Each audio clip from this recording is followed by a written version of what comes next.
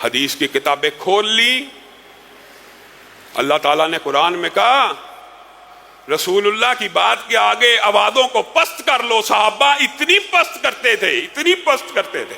جب یہ آیتیں اتری تو ابو بکر و عمر کے کلیجے چر گئے، اور انہوں نے اس کے بعد رسول اللہ کے دنیا سے جانے تک کبھی رسول اللہ کے آگے ہلکی سی بھی اونچی آواز میں بات کو کرنا گوارا نہ کیا کہ کہیں ہمارے سارے اعمال ضائع نہ ہو جائیں. رسول اللہ سے اونچی آواز کرنے سے اگر اعمال ضائع ہو جاتے ہیں تو رسول اللہ کی ساری احادیث پڑھ لینے کے بعد سمجھ آ گئی عمل رسول اللہ کا ہے، عمل رسول اللہ کا سمجھ آ جائے، شرح صدر بھی ہو گیا حدیث صحیح ہے، پھر آوازوں کو بلند کر دیا جائے کہ میں نہیں مانتا، میرے امام نے نہیں مانا، میں نہیں مانتا، میرا مولوی نہیں مانتا، میں نہیں مانتا، میرا فقیہ نہیں مانتا، میں نہیں مانتا، میرا مجتہد نہیں مانتا. یہ آواز کو بلند کرنا آپ نہیں سمجھتے. یہ رسول اللہ کی حدیث کی اور رسول اللہ صلی اللہ علیہ وسلم کی حدیث کو ضمنی طور پہ بات آئی ہے تو بات سمجھ ہم نے کیا سمجھا ہے؟ صحابہ نے سمجھا. آپ نے رسول اللہ کے فرامین کو کچھ نہیں سمجھا، میں نے بھی کچھ نہیں سمجھا. ایک سنت کو چھوڑ دینے سے 40 سال کا فتویٰ صحابی رسول کو ہے، ایک سنت کو چھوڑ دینے سے. قربانی گزری ہے، لوگوں نے مسائل کا انبار لگا دیا، اور اچھی بات ہے، پوچھنا چاہیے، طنز نہیں ہے. کان کٹا ہوا ہے، آدھا کٹا ہوا ہے، سینگ اتنا کٹا ہوا ہے، یہ ہو گیا، کھور میں یہ پرابلم ہے. قربانی بے عیب ہونی چاہیے، ہونی چاہیے. عیب دار قربانی تو قبول نہیں ہے، لیکن عیب دار نمازیں، عیب دار عبادتیں، عیب دار روزے، عیب دار حج جو سارے ہی غیر مسنون ہیں وہ قابل قبول ہیں. عجیب فلسفہ ہے. قربانی عیب دار نہیں ہونی چاہیے، باقی ہر چیز عیب دار ہو جائے. قربانی عیب دار نہ ہو، رزق تیرا چاہے سارا حرام کا ہو، قربانی میں عیب نہ ہو، رزق میں سارے کا سارا عیب ہو. اپنی اصلاح کیجیے اعمال کی. وہ عمل جس کے اوپر مہر نبوت موجود نہیں ہے، چاہے تو حاجی، نمازی، ولی اللہ، جتنا مرضی بڑا بن جا. اپنے آپ کو بھی کہہ رہا ہوں، چاہے بندہ لوگ علامہ کہیں، اگر عمل وہ کیا نیکی کی نیت سے جس کے اوپر مہر نبوت نہیں ہے، اللہ کی قسم قبول ہونا تو دور کی بات ہے، باعث گناہ ہے، باعث گناہ ہے. لوگ کہتے ہیں حرج کیا، ہم کہتے ہیں باعث گناہ ہے. حرج کیا ہے؟ باعث گناہ ہے. 2 سجدوں کی جگہ 3 سجدے کرو، نماز تو قبول نہیں ہونی، تو حرج نہیں ہے کہ اس تیسرے سجدے کا گناہ بھی ملے گا غیر مسنون ہونے کی وجہ سے. عقل کو ہاتھ مارو. رسول اللہ صلی اللہ علیہ وسلم کے صحابہ ابو بردہ اللہ کے رسول کی خدمت میں پیش ہو گئے.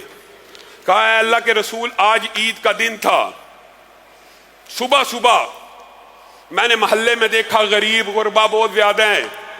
فجر کی نماز پڑھی، اپنی بکری کو لایا، اس کے گلے کے اوپر چھری کو چلا دیا.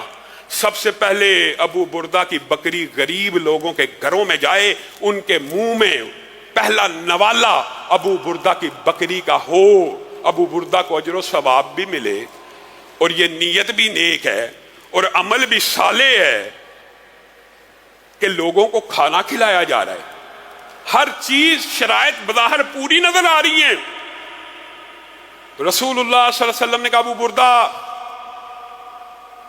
تو نے بکری قربانی کے نیت سے اگر کی ہے تو سن لے، یہ بکری قربانی کی نیت سے لگی نہیں ہے، یہ تیری طرف سے مسلمانوں کے اوپر صدقہ تو ہو سکتا ہے، قربانی نہیں ہو سکتی ہے. اللہ کے رسول وجہ ساری نیتیں درست ہیں. نیت نیک ہے، نیت نیک ہے تو جو مرضی کرتے جاؤ، جو مرضی کرتے جاؤ. نیکی کا عمل کل کر لو، تیجا چلیسواں چہلم جو مرضی کر لو. ابو بردہ، ہماری سنت یہ ہے کہ قربانی نماز عید کے بعد کی جائے. بتائیے نماز عید پڑھنے میں کتنا وقت لگتا ہے؟ آج کل کے دور میں تو 5 منٹ میں 10 منٹ میں 2 رکعتیں ہو جاتی ہیں. ہماری سنت یہ ہے اگر آپ قربانی کرنا چاہتے ہیں, قربانی کا اجر و ثواب لینا چاہتے ہیں تو 2 رکعتیں ہمارے ساتھ پڑھیے اور اس کے بعد دوبارہ قربانی کر لیجئے. وہ جو آپ نے بکری کی ہے وہ قربانی کی بکری تو نہیں ہو سکتی, صدقے کی بکری ہو سکتی ہے, یہ مانا جا سکتا ہے. آپ نے اللہ کی راہ میں صدقہ کیا لیکن وہ قربانی نہیں. صرف 5-7 منٹ کے فرق سے رسول اللہ صلی اللہ علیہ وسلم کی اتباع میں اتنی سی 5 منٹ کی آگے پیچھے ہو جائے تو عمل قابل قبول نہیں ہے. اور یہاں پہ سنتوں کو اس لیے کہا گیا کہ ایک وقت آئے گا سنتوں پہ چلنا مشکل ہو جائے گا. یہ حدیث بھی موجود ہے نا, بعض نے کہا یہ اس میں ضعف ہے لیکن دیگر سندیں اس کو مضبوط کرتی ہیں. ایک وقت ایسا آئے گا, یہ وہی وقت ہے جب سنت رسول کو زندہ کرنے کا اجر و ثواب 100 شہیدوں کے برابر پہنچ جائے گا. ایک حدیث میں 50 صحابہ کے برابر اجر و ثواب ہے. وہ حدیث تو بالکل صحیح ہے اور اس حدیث کو بھی دیگر روایات مضبوط کرتی ہے. 100 شہیدوں کے برابر پہنچ جائے گا. کس بات کا اجر؟ ایک سنت کو, فرض کی بات نہیں ہو رہی. اس چیز کو, رسول اللہ کے قول کی حقانیت کو, صداقت کو جس طرح صحابہ نے سمجھا ہم نہیں سمجھ سکے. اور صحابہ نے کیسے سمجھا؟ ایک واقعہ بیان کروں گا, وقت گزرتا جا رہا ہے. حضرت علی کو, زبیر کو, مقداد کو, جوان ہیں, جرنیل ہیں. بات آج ضمنی طور پہ اس سائڈ پہ آئی ہے تو اسی طرف چل پڑی ہے. انشاءاللہ کوشش کریں گے کہ اگلے خطبے میں اس موضوع کو کلوز کیا جائے اور دوبارہ سیرت النبی کے 2 ہجری کے واقعات کی طرف آئیں. ان 3 جوان جرنیلوں کو رسول اللہ صلی اللہ علیہ وسلم نے کہا انطلقوا حتی تأتوا روضۃ خاخ, یہاں سے چلو یہاں تک کہ خاخ نامی وادی میں پہنچ جاؤ. جب خاخ نامی وادی میں پہنچو گے تو وہاں پہ ایک عورت ہے, معہا کتاب, اس کے پاس ایک خط ہے, وہ لے آنا. یہ تینوں پہنچے, وادی خاخ میں پہنچے تو عورت بھی موجود تھی, اونٹ بھی موجود تھا, کجاوا بھی موجود تھا. انہوں نے عورت کو کہا رسول اللہ صلی اللہ علیہ وسلم نے ہمیں بھیجا ہے, آپ کے پاس ایک خط ہے وہ ہمیں دے دیجیے. اس عورت نے کہا تلاشی لے لو, میرے پاس کوئی خط نہیں ہے, تمہیں اطلاع غلط ملی ہے. صحابہ کی پیشانی کے اوپر بل پڑ گئے. انہوں نے کہا تلاشی لو, یہ کیسی بات کرتی ہے کہ اطلاع غلط ہے. اور میرے بھائیو اگر آپ کا اور میرا عقیدہ یہ ہو جائے گا تو ہم فلاح پا جائیں گے. اگر ہم نے رسول اللہ کے قول کو بس ایسے ہی سمجھ لیا تو ہم ناکام ہیں. انہوں نے کہا کیا بات کرتی ہے, یہ اطلاع ہمیں کسی بادشاہ نے نہیں دی, کسی حاکم نے یا جرنیل نے نہیں دی, ہمیں اطلاع اس نے دی ہے جس کو اطلاع آسمان کی بلندیوں سے آتی ہے. ہمیں اس نے اطلاع دی. اونٹ کی تلاشی لو, کجاوے کی تلاشی لو. خط ایسی ہوشیاری اور چلاکی سے چھپایا گیا تھا, خط نہ ملا, نہ کجاوے میں ملا, نہ اونٹ پہ ملا, نہ سامان میں ملا. صحابہ کے چہرے متغیر ہو گئے, لیکن کیا ان کا ایمان متغیر ہوا؟ آج ہم کہتے ہیں تحقیق یہ کہتی ہے, تفتیش یہ کہتی ہے, یہ جی حدیث عقل کے مطابق نہیں ہے. بدبخت ایسی عقل کے اوپر, ایسی عقل پہ تف ہے جس کے اوپر حدیث ہضم نہیں ہوتی.